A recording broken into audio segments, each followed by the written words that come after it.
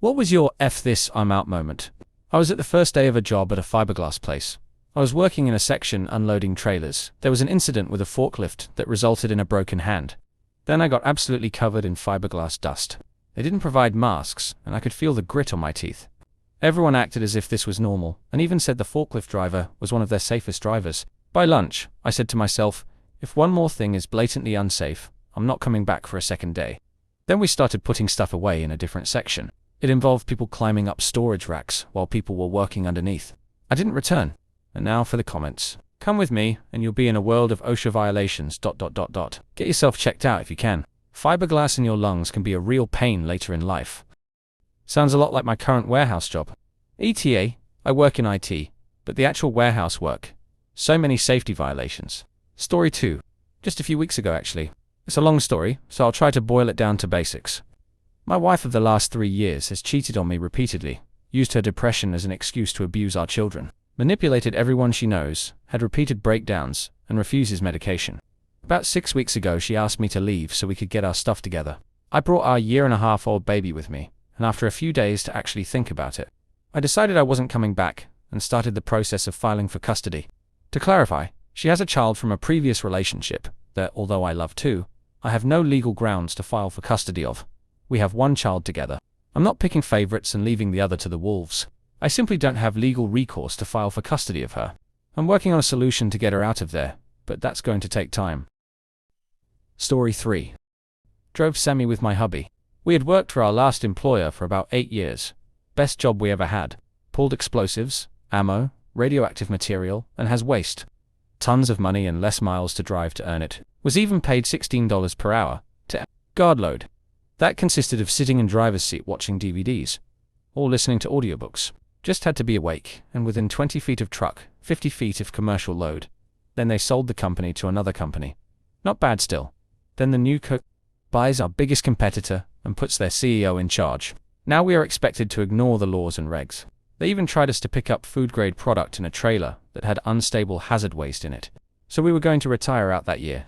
Week I turned 62. We had a problem with a power window that quit working. Windows must work in semi for safety reasons. So we are at the yard Friday to Sunday. Go to get truck back from shop window, not fixed, due to part didn't come in. We go to our yard. Dispatch gives us crap about the load needs covered. Arizona to California to Kansas City. I tell them no truck can't go out. Dispatcher got bitchy, so I walk outside with hubby and ask if we can just retire now. I'm sick of this BS, he says. Sure. We walk back into dispatch and say, we are just going to retire now. Try that. I am calling your supervisor. You will be written up. Like I gave a crap. LAM retiring. Lots more bad stuff was happening under new CEO, and I wasn't getting arrested or big ticket to pay. Story 4. I took a job in college as a camp counselor at my town's summer camp. It was my first time ever working with kids. I wanted to make sure I was nice, but also still considered by them as an authority figure. I worked really hard at being accessible, fun, and responsible. We got our midsummer performance evaluations. Everything scaled on 1 to 5, 1 being bad, 5 being great. Leadership, attitude, engagement, etc. All the usual stuff. My supervisors sat me down and handed me mine. Mostly 1s. A couple 2s told me L was going to have to be retrained, and will be kept on temporarily on a probationary basis.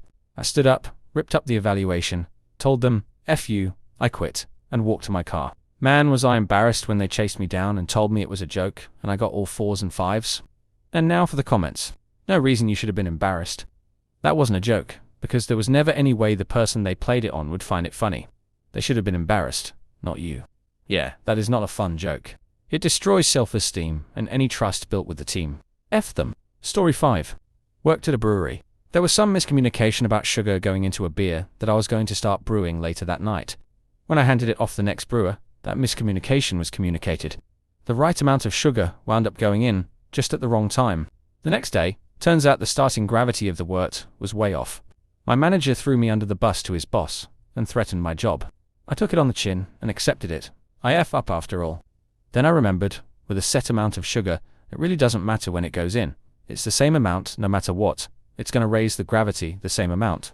So I started looking into previous brews. Turns out my manager handed me a totally F-up recipe when I went to confront him about it. I found him editing the recipe sheet he handed me, and I filled out to hide the fact that he handed me the wrong recipe. Told him he owed me an apology. He refused, and said that wasn't what happened. I told him to F off. He told me to go home for the weekend and we'd talk about it Monday. I told him to F off again. I was let go over the phone the next day because I was under a probationary period still. I wasn't going to come back anyways. And now for the comments. All the breweries here just call F-ups new developments. Or a wild ferment. Also, what were you brewing? Wild Ferment sounds like an awesome band name, OP responded. We were a semi-national brand, and it was an already established double. EPA manager was a real piece of crap. And this was only the last lie that I caught from him. Story 6. Got injured on the job to the point I had to be off to recover while receiving physical therapy.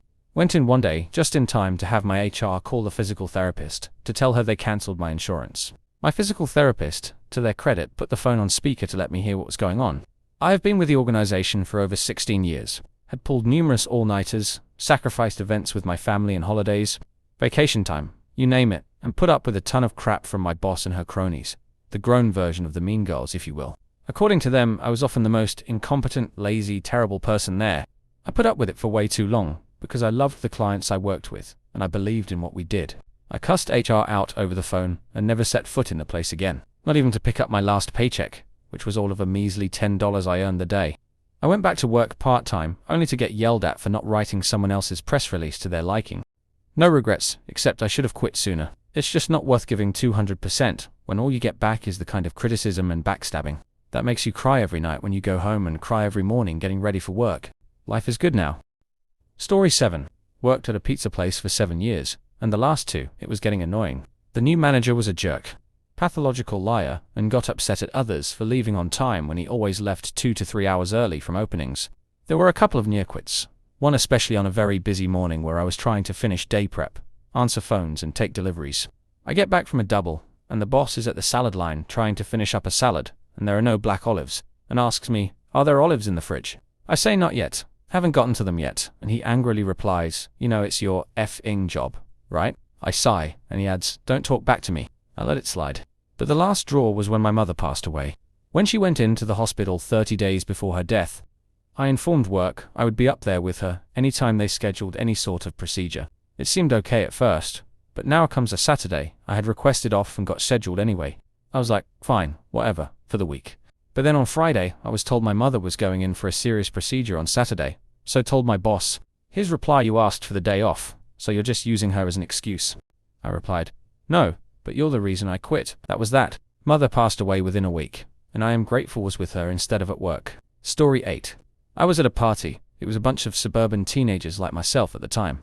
There was this dude I didn't recognize walking around and acting super hard, even though he was really scrawny. He finally got to me, and was like, "Yo, I got AK-47s for sale. You want one?" I was like, "Dude, shut up. You ain't got it." He takes me out to his car and opens the trunk. It is full of guns piled on top of one another. Handguns, assault rifles, shotguns, you name it. I ended up sneaking out, hopping in my car, and heading home. This dude ended up being a known foot soldier type for a gang out of the nearest big city. He got arrested a few days later when he got stopped for speeding. The cops searched his car and found the guns. He was only 16. Story 9. I was working a particularly awful nursing home as a CNA. I was bullied by some of the other CNA, as well as one terrible nurse. I put up with it for a year and put in my 2 weeks' notice. I only told management, not the other staff. On my second to last day there, that nurse decided to scream in my face about some imaginary infraction. About an hour later, I learned that the company that had bought the facility earlier in the year had decided anyone who'd been working there less than a year on the sale date would not get any vacation days. I'd also only be getting half my sick days paid out when I quit. That meant 2.5 days of pay. And I learned that if I didn't complete my 2 weeks of notice, I'd forfeit those 2.5 days. I realized 2.5 days of pay wasn't worth the abuse I was having to endure, and I told the Don at the end of that day that I was never coming back. She tried to talk me into it, but it didn't work. And for the comment. Honestly, better to record the infractions and have them cited for having a hostile work environment than go on paid stress leave. Story 10. Some promoter literally gave me $80 to go into his Vegas strip club with my friends. Said he would throw in the limo and VIP package if we tipped the driver, because his other reservation cancelled. When we got there, we got different color wristbands than other people, and were told we could only leave their taxi when we left. That was our only option. One friend tried to leave, and the bouncer wouldn't let him out. He came back and told us what was up. Nothing was adding up, so we booked it out of the fire exit and down the street. That was how I got paid $80 to go a strip club. Pretty sure we were going to get robbed when we left, and would probably have been drunk. And for the comments, this happened to some friends. Said they would get a private ride there, and 3 free drinks each. So they got in a guy's car, he stopped at a store, and bought them a 6-pack of beer, and dropped them at the club. I mean, alright? Story 11. Was in my mid-20s, working myself to absolute death in a small-town office supply store. I mean, the amount of work I was doing as a department specialist was staggering. I was basically working and running half the store myself, so the store manager didn't have to, while the assistant manager above me was doing nothing but taking a paycheck, stealing digital cameras, and lying about being a trained ninja, and staff was kept to a minimum to make store numbers look better. I was just straight up in retail hell. It's also important to note that my store manager was an arrogant, incapable ass, 2 steps from heart failure, who had been shunted to that small-town store just to get him out of the way twice. They'd had to remove him for a while based on employee and customer complaints, some of them in the vein of sexual harassment. I don't know how he managed to keep his job. Anyway, one day he comes up to me. He's concerned about my attitude. Customers love you. You know what you're doing. You do great work. But as soon as you're not talking to a customer, your whole attitude changes. You never speak to me with respect or enthusiasm. I can see on your face that you don't want to be here. I mean, look at me. If you just improved your attitude and wanted to be here, you could be me in a couple of years. Think about it. So I did. And that night, I went home, applied to go back to school, and quit my job the next day. Story 12. I was working as a network engineer, and due to mismanagement by owner, who took lavish trips every 3 months, with family and kids, friends, he had a payroll shortfall. His solution was to reduce my medical benefit, which included my family, to just me. Then, 3 months later, reducing my salary by 30%. When he told me, he also said that he expects me to work 50 to 60 hours a week until profits improve. Then said, "What do you think?" I said, "I quit." I worked for him 13 years. He has called many times to get me to help with special projects for his clients. I have politely refused. Now for the comments. Rookie mistake. That's when you break out the consulting fee of $300 an hour, 4-hour minimum per call-out. Either they scoff and quit calling you, or you make an F-load of side cash and pay off your car early. 50% paid in advance because F those guys. Story 13. I'm a middle school teacher. And it's also worth mentioning that I'm a very petite woman, and most of my students are bigger than me. Many years ago, when I was considered one of the young and pretty teachers, I was walking down the hall. An 8th grade boy slapped me on the ass and mentioned my car's make and model, implying that he was going to wait for me in the parking lot. I immediately went to my principal, who told me that reporting the incident would reflect poorly on me, and I don't want a complaint like that in my file. I put in my resignation from that particular school the next day. The more I mention it, the more I realize that many teachers have similar experiences. Good call. So many deputies principals are promoted to their level of incompetence. It's there where they are the most destructive. Good call on leaving. Story 14. I recently quit my job as a call center worker after 4 years. For background, I worked in customer services for a popular retailer in the UK during lockdown when their stores were closed. We had increased sales from online, which also means we got increased call volumes. I busted my arse off to ensure that customers were happy with their purchases and resolved any issues. They had to, the best I could. One day, we got an email from our CEO saying that, even though we had the highest volume of online sales, we still would not be able to get a bonus due to the virus affecting the business as a whole. I only ever had a bonus once when I was working there, and I am used to not getting a bonus. What made me pissed off was that we got absolutely nothing in return. Not a pay increase, not extra holidays, not a token of gratitude, and not even a thank you letter for all the hard work. We also found out a couple days later, via the mainstream news, that the bigwigs at my company all got a pay rise. At this point, myself and a few other people went, "F this," and we all handed our badges at reception and left. I got a new job weeks later without any problem and feel even better as a person.